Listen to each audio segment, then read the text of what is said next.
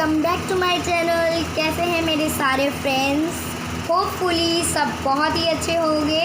So students, मैं अपने इस वीडियो में आज आप सभी को सरस कहानी की चैप्टर नंबर 2 यानी कि नेक्स्ट चैप्टर पढ़ाऊंगी, जिसका नाम है किस्सा बरसाती ताल की। तो आज हम वो पढ़ेंगे। तो चलिए पढ़ना स्टार्ट करते हैं। सभी पढ़ने के लिए रेडी हो जाइए। तो मेरे चैनल को सब्सक्राइब कर दीजिएगा वीडियो स्टार्ट करने से पहले, और आप अभी कर दीजिए वरना बाद में भूल जाएंगे। और मेरे चैनल को लाइक दे दीजिएगा अगर आपकी स्टोरी समझ में आएगी तो, और बेल आइकन बटन क्लिक कर दीजिएगा अगर अब तक प्रेस नहीं किया है। तो चलिए वीडियो स्टार्ट करते हैं। सो स्टूडेंट्स, ये आपका नेक्स्ट चैप्टर है किस्सा बरसाती ताल का।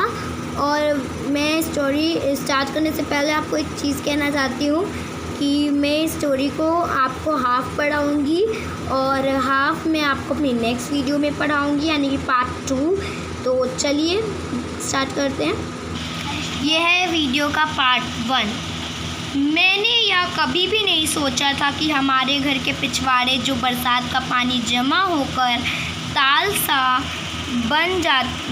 बन जाता है, उसमें दलदल और कभी कभार भैंसों के सिवाय कुछ और भी होता होगा।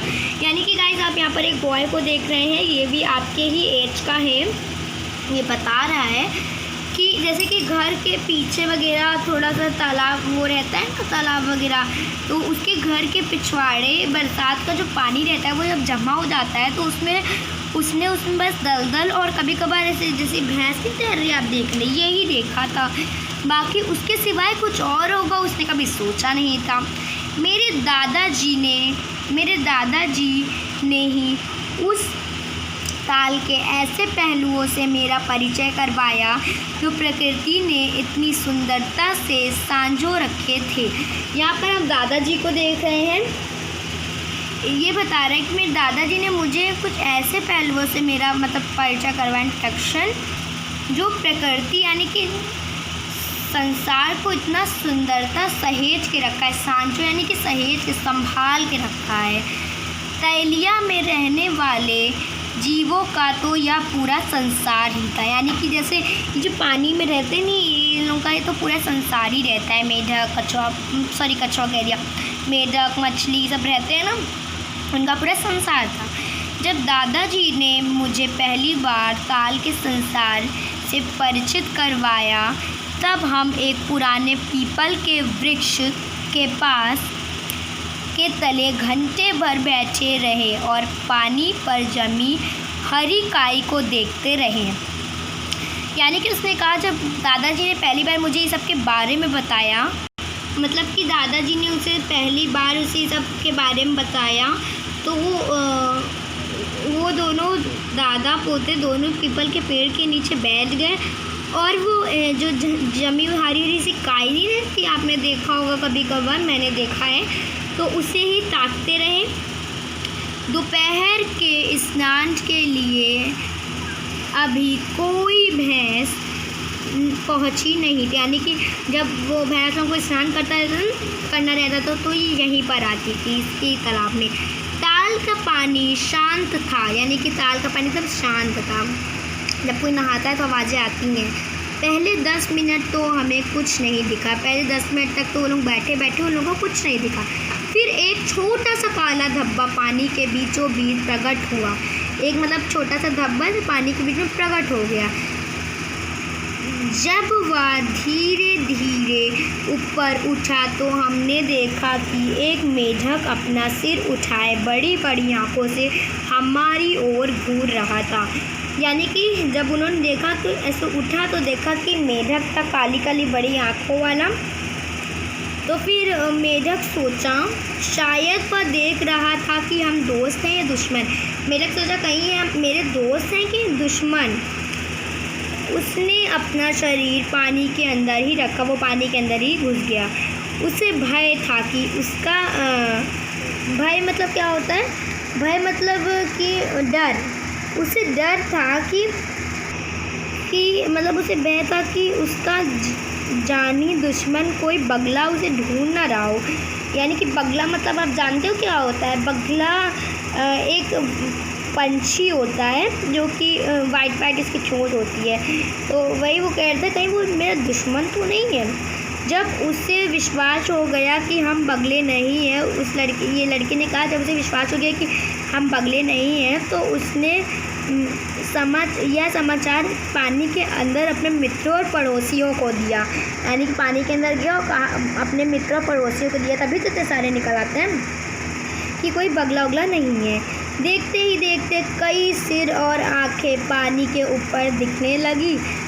उनके गले फूल रहे थे, यानी कि कई सारे मेढक ऊपर आ गए, उनके गले से फूले पड़े थे पानी से।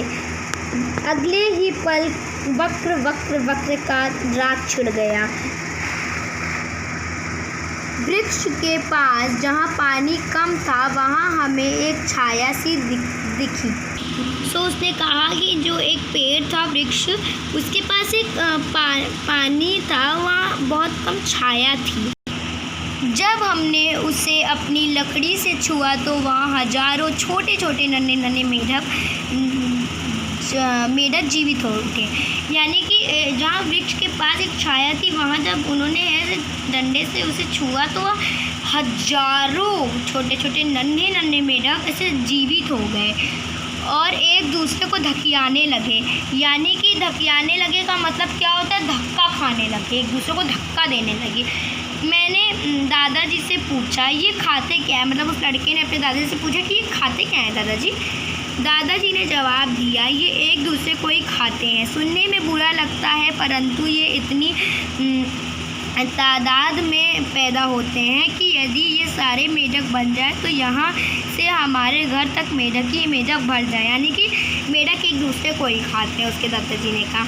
इनके शोर से तो दादी माँ पगला जाएंगी। मैंने कहा, उस लड़के ने कहा कि इनकी शोर से तो दादी माँ बिल्कुल पगला ही जाएंगी। दादाजी सहमत हो गए, यानी कि दादाजी राज़ी हो गए। अब मैं ताल पर अपने आप जाने लगा। यानी कि वो थे लड़का, वो कह रहे हैं कि मैं तालाब पास अब रोज़ अपने आप जाने लगा। मैं अपने जूते उतार कर कचड़े वाले पानी में चला जाता था, तब तक चलता जाता जब तक पानी मेरे घुटनों तक ना आ जाए। यानी कि वो लड़का तब तक चलता था जब तक पूरा पानी उसके घुटने तक ना आ जाए। वहाँ लगे हुए कुमुदिनों के सफ़ेद फूलों को तोड़ लेता था। यानी कि पानी के अंदर एक कुमुदिनी तरह का पेड़ था, वो सफ़ेद कलर का था जो कि वो तोड़ लेता था। तो स्टूडेंट्स, आज की जो मेरी वीडियो है वो यहीं तक रहेगी। आगे की वीडियो में जो मुझे पढ़ाना है वो मैं पार्ट 2 आपके लिए जल्द ही लेकर आऊँगी। तो इसीलिए आज की वीडियो में बस इतना ही, बाकी का मैं पार्ट 2 में पढ़ाऊँगी। तो चलिए इस वीडियो को एंड करते हैं। आपसे मैं नेक्स्ट वीडियो के साथ मिलूँगी। तो thank you for watching guys. और अगर आधा पार्ट आपको समझ आया हो तो प्लीज़ मेरे चैनल को लाइक कर दीजिएगा और सब्सक्राइब कर दीजिएगा अगर अभी तक नहीं किया है। तो चलिए, bye bye friends, bye bye you all.